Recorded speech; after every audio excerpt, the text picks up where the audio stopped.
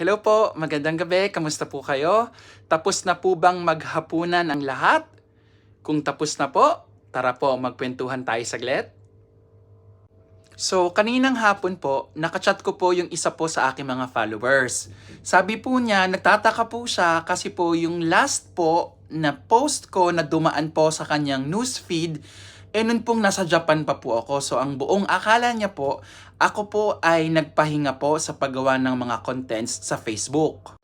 Yung nagulat nga po siya kasi po meron na po pala akong post para po sa aking second Grand Live. So sabi ko po sa kanya, hindi ko din po alam kung bakit po ganun ang nangyayari na hindi po lumalabas yung aking mga post sa kanyang newsfeed. So kagaya nga po ng sabi ko, hindi ko po alam kung bakit po yan nangyayari na hindi po lumalabas.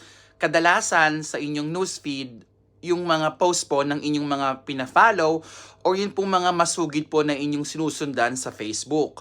Pero may alam po ako na pwede nyong gawin para po kayo ay laging updated sa lahat po ng mga contents na lumalabas na ginagawa po ng atin pong mga pina-follow. I-open nyo lang po yung inyo pong Facebook app and then sa search tab po, pakihanap po yung pangalan. For example, Amber Mojica.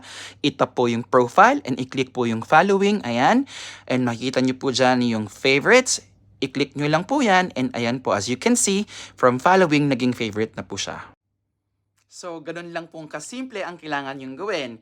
And once po na ang isang content creator or pwede din po siya sa inyo pong mga Facebook friends, sila po ay ginawa niyo pong favorite. Kadalasan po, once na nag-open kayo ng inyong Facebook, sila po yung mga mauunang makikita niyo po sa inyong newsfeed.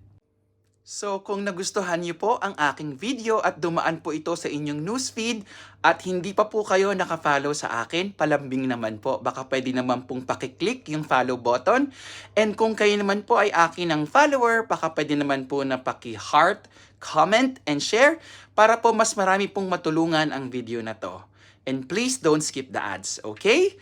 Yun lang po. Maraming salamat. Mag-ingat po kayo and God bless. Mwah!